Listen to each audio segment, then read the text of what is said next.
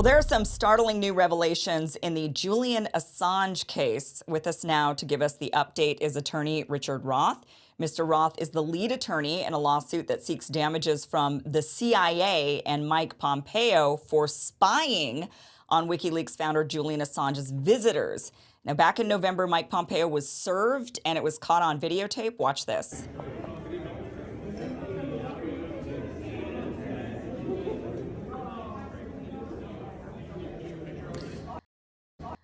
All right, Richard Roth, welcome to the show. Thank you so much for being here. So tell us first give us the background information on this case and then get to the startling new developments. Sure. I will say the serving of Mike Pompeo was a fun idea that we had to basically serve him at an event. But here's what this is about. So the background is the following. There are several people that went into the Ecuadorian embassy. As we know, Julian Assange for close to 6 years was in the Ecuadorian embassy seeking asylum because the U.S. essentially wanted to extradite him. While he was there, it was his home. The Ecuadorians welcomed him for 6 years. He had, as you can imagine, several meetings, business meetings, meetings with journalists, meetings with lawyers, meetings with his own doctor, meetings with his girlfriend, meetings with everyone. And unbeknownst to him, a point in time came where the CIA essentially entered into an agreement with the company that was handling security of the embassy, and they imaged everyone's phone, laptop, and iPhone, laptop, and iPad that went in. They audio and video, actually had a camera and a microphone in the conference rooms, even in the ladies' bathroom where Julian Assange spent time.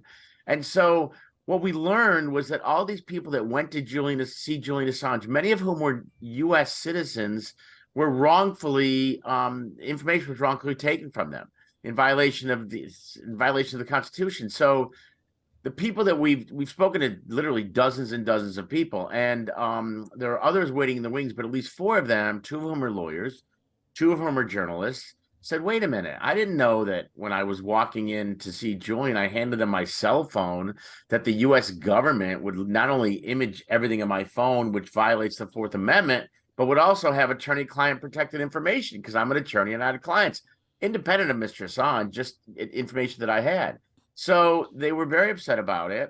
They learned about it, and they said, we as U.S. citizens have a right, and we want to go after the people that wrongfully took our equipment, imaged it, and violated those rights. And therein lies the 4 plaintiffs.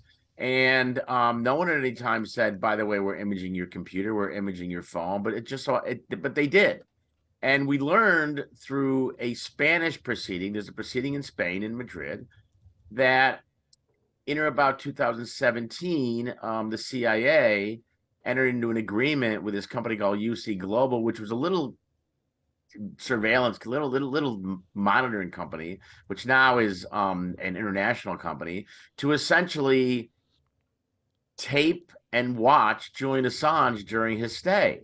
We learned all this information with the Spanish proceeding, and we said it's inappropriate. We sued the CIA, Mike Pompeo. You saw the service there. I can't get enough. I think it's hysterical. He was not happy about it. And we sued UC Global and a guy named Mr. Morales, who ran UC Global, because they wrongfully violated the constitutional rights of the American citizens. And that's essentially the background to this lawsuit. It's different than it's similar to the extent that they were wrongfully monitoring Assange, but it's different to the extent that it's a lawsuit by these individuals, not Julian Assange, against the U.S. government. Okay, so let's just unpack that a little bit more. So this U.S. Sure. Global, it's called U.S. Global, the company that is UC Oh, Global. sorry, Yes, UC Global. okay. And where are they headquartered? Are they an American company? They are an American company. They're out of Las Vegas, and they actually met with the CIA at the Sands in Las Vegas. And they Actually, were, let me take that back. They're yeah. a Spanish company with offices in Las Vegas. They're actually Spanish. Okay, so they're a Spanish company, because I'm trying to figure out, why is Spain involved?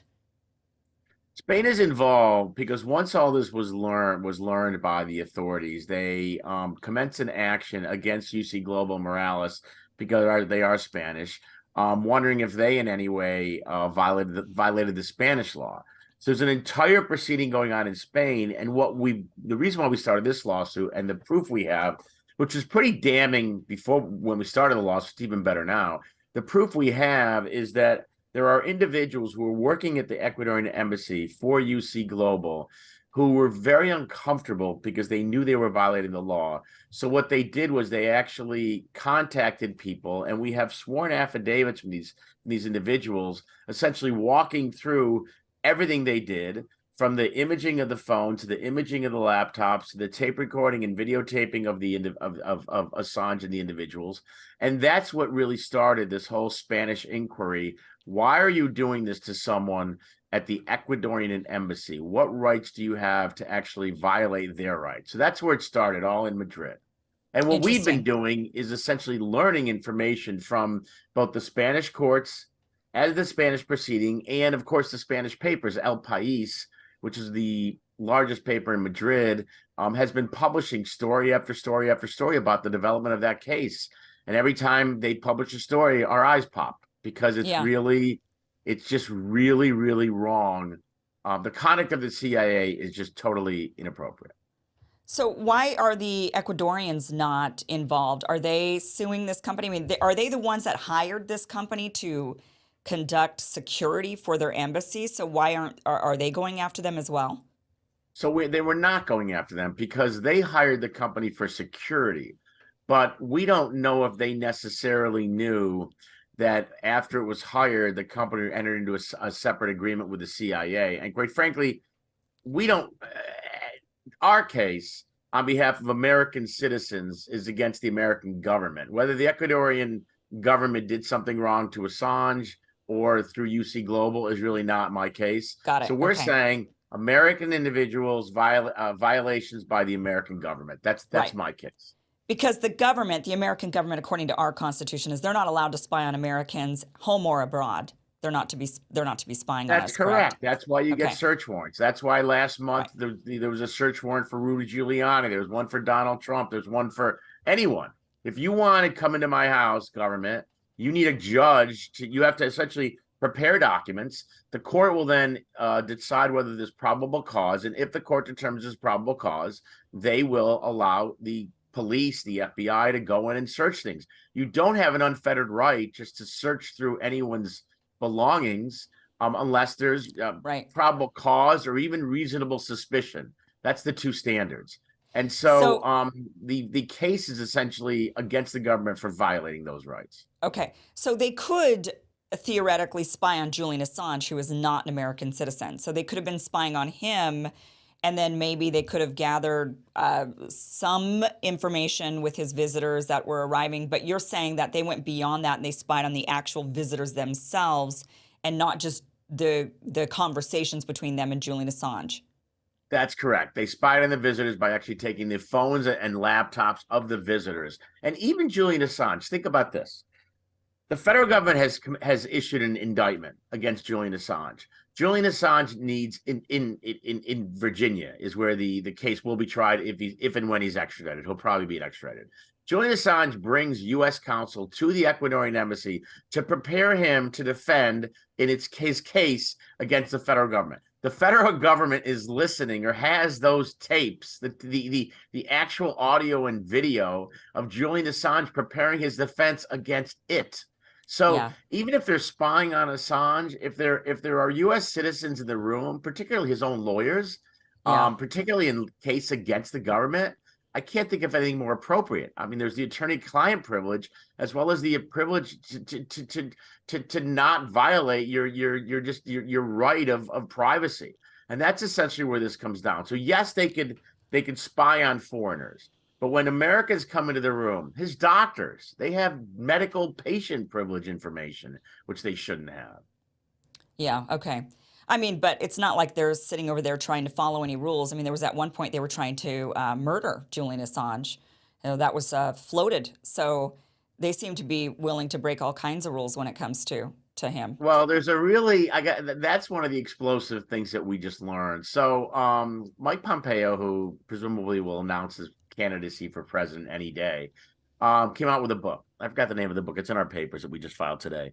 And he basically goes through what he was doing in certain months of certain years. In one year, I think it was 2017, on December 23rd, he was actually studying extrajudicial murders on the 23rd with his, according to him in his book, with his son and wife in the room. And that's sort of a weird thing to study. Shortly after that, we learned from Yahoo that, and again, we don't know the source, that there's at least some allegation that there was an attempt to murder Julian Assange. Now, I don't know if there's a correlation there, but I don't really believe in coincidences. So it is troublesome if the Yahoo story is the story that leaked that there was an attempt to murder Julian Assange.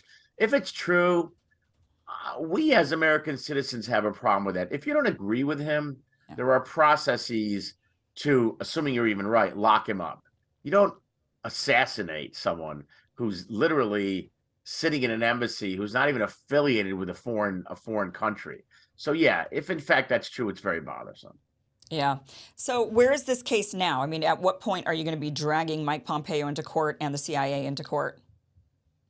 So we started the case in August of last year. We actually amended the complaint to add some allegations in January. Every litigation, I'll be very elementary here. Every litigation has three stages. There's a pleading/motions, there's discovery, and there's trial.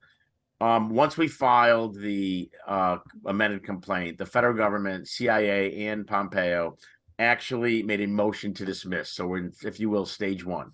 Today we filed papers opposing that motion to dismiss, and what the motion is based on in part is that there aren't sufficient allegations in the complaint to draw a nexus between U.S. Global and the CIA. And we said in our papers, oh, we have it, but not only do we have it, we've learned a lot since then. This last week, and so we put more information in our papers to let the court know that there's sufficient evidence to keep him in the case. So Pompeo and the CIA have made a motion. Today we filed opposition papers.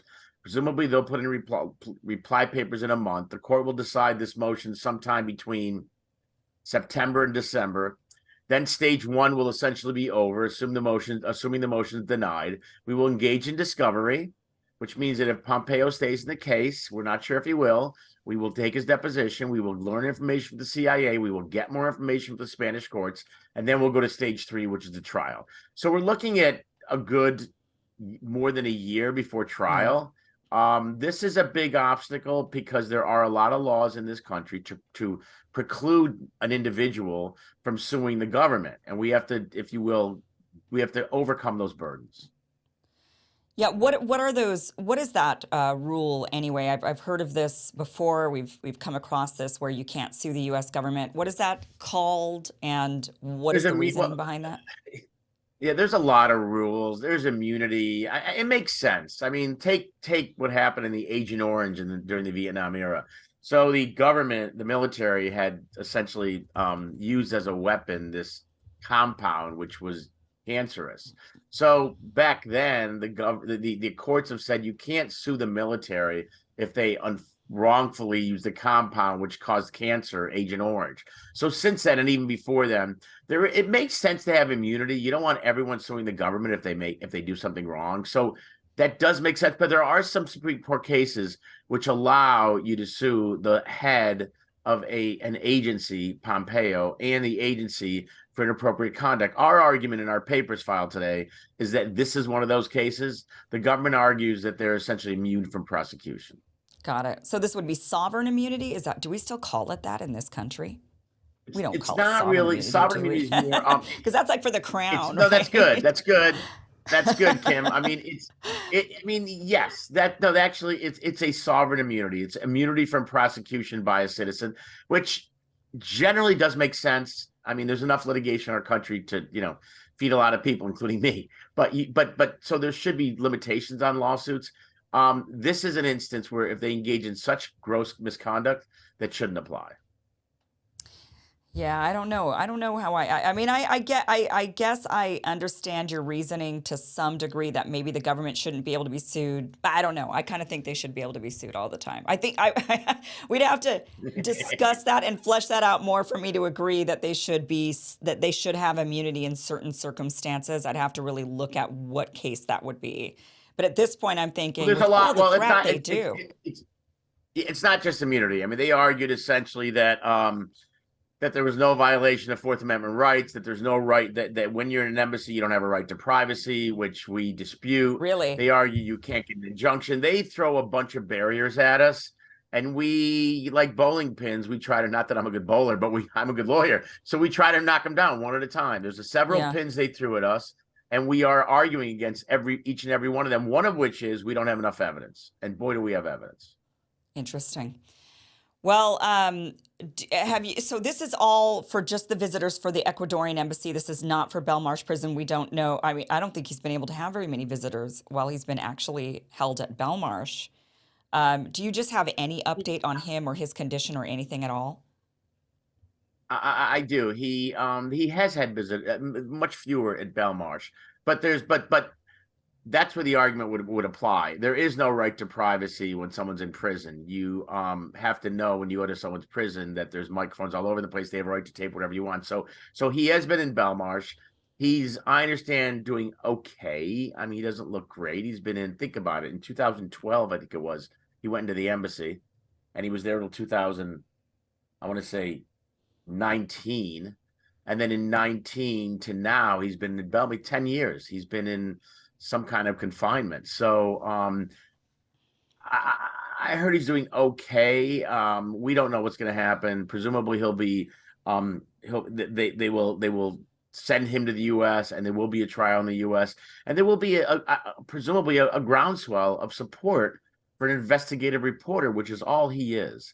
And if I can, the reason why the news is today is not the news is so hot today, if you will, is not only because we filed our papers opposing the motion, but more importantly, this week, El País, the paper I mentioned earlier in Madrid, came out with more stories about what they've learned in the Spanish proceeding. And the CIA's argument against my clients is that we couldn't draw a nexus between UC Global and the CIA.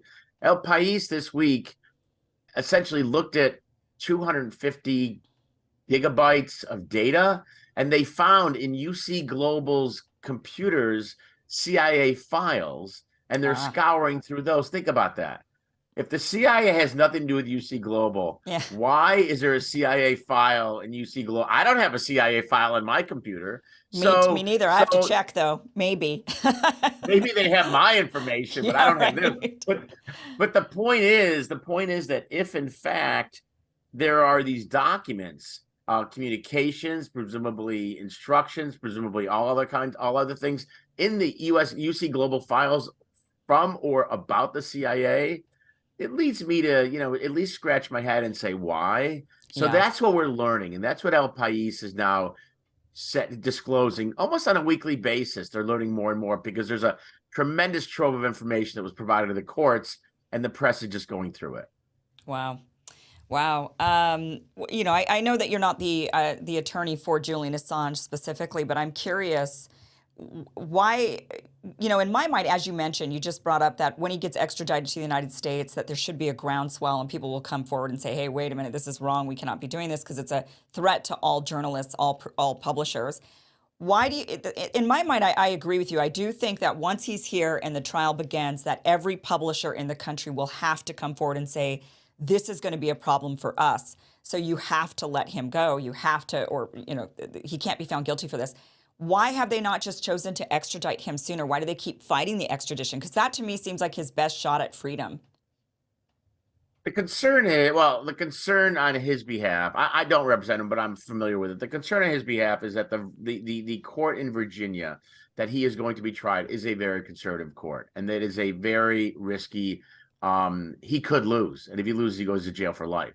So the thought is to fight the extradition. If you win, I don't see it happening, but if they win, that he won't be extradited, he won't be tried. So it's another, if you will, layer of defense to not have him tried in Virginia. But as far as the groundswell of support and why it hasn't really happened yet, I believe two things. One, I believe that people in this country don't really know what happened, what Julian Assange disclosed. They don't know that Julian Assange received information like any reporter. It's just not out there. And what he disclosed is not current secrets. He disclosed things that the military did. So if the press gets that information, whether it's the New York Times, it's Fox News, CNN, not only can they, but they have an obligation to tell the world. So that's number one. And number two is that the concern that we're going to have, well, reporters have, is that if does a reporter every time it gets information have to say, wait a minute, if I disclose it, am I in trouble? The New York Times got Donald Trump's tax returns. Do they have to not disclose it because it's wrong? This whole country is based on the concept that there's an inherent conflict between the government and the freedom of the press, and to essentially say the press has to think twice about publishing something, it's a very scary proposition, and that I think will come out more and more if in fact he comes to the U.S. But he still has the risk of losing a trial. Yeah, for sure. But I think that would cause a major uproar here in the United States. I think publishers would finally have to pay attention. Journalists would have to pay attention. A lot of it right now, it's like out of sight, out of mind. But I think when he's here, that could definitely, I think, change things for him for sure. And it wouldn't be good enough for him to be convicted and then pardoned by the sitting president at the time, because that means the crime would still be on the books as a crime, and that would be problem. That would be the problem for journalists and publishers. It has to be combated somehow prior to that point, saying, well, during the trial, it would have to be combated and argued successfully that publishing is not a crime. That's what would have to. That's what's on trial, truly. So people don't seem to understand that. You are so right, and it's such a fundamental concept, and it's really startling that a person of the press, that's all he is. He didn't work for the federal government. He didn't steal information. If a person of the press is on trial, it just goes against everything that this country stands for. And I think there will be a huge groundswell of support. And I think you give example after example after example. You pick a news source, and I will give you a dozen examples where they get information, whether it's Watergate, whether it's, I could go on and on and on. They get information. It's their obligation to disclose it. So we don't really want to get there. Certainly Assange doesn't want to get there, because when you're on trial, who knows what's going to happen. But it will be quite a newsworthy event if he comes to Virginia and if he's tried. Richard, thank you so much for joining us tonight. So where can people find more information or follow this case? Besides, of course, I'll be covering it, but beyond that, is there somewhere people can go, or is it just you'll kind of inform us as we get more pieces? Yeah, so listen, any reporters that are watching, anyone's interested, you can always email me, rich@rrothlaw.com. You could always Google it and look at it. It's in the Southern District of New York, the case. It's called Margaret Kunstler's, Kunstler, and Deborah Erbeck against Pompeo, CIA. I think Assange also has his website. It's like freejulianassange.org or something like that, which I know was mentioned in a prior discussion I had today. And so there's a lot out there, and like you said, out of sight, out of mind. The closer this gets to being real, the more attention this is going to get. Yeah. Well, let's give it some attention. So thank you, Richard. Thanks for joining us. Kim, thank you for having me.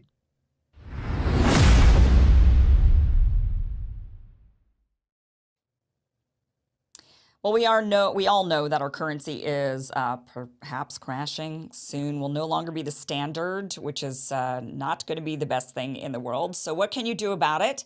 Maybe you want to diversify your assets, diversify your investments into gold, because the fact is there is one asset that has withstood famine, wars, political and economic upheaval, dating all the way back to biblical times, and that is gold. And you can own it in a tax-sheltered retirement account with the help of Birch Gold. That's right, Birch Gold will help you convert an existing IRA or 401k, maybe from a previous employer, into an IRA in gold. And the best part, you don't have to pay a penny out of pocket. Just visit birchgold.com/Kim for your free info kit. They're going to hold your hand through the entire process. So think about this. When currencies fail, gold is a safe haven. How much more time does the dollar have? So protect your savings with gold. Birch Gold has an A+ rating with the Better Business Bureau, thousands of happy customers. Just visit birchgold.com/Kim to get your free info kit on gold. Again, visit birchgold.com/Kim.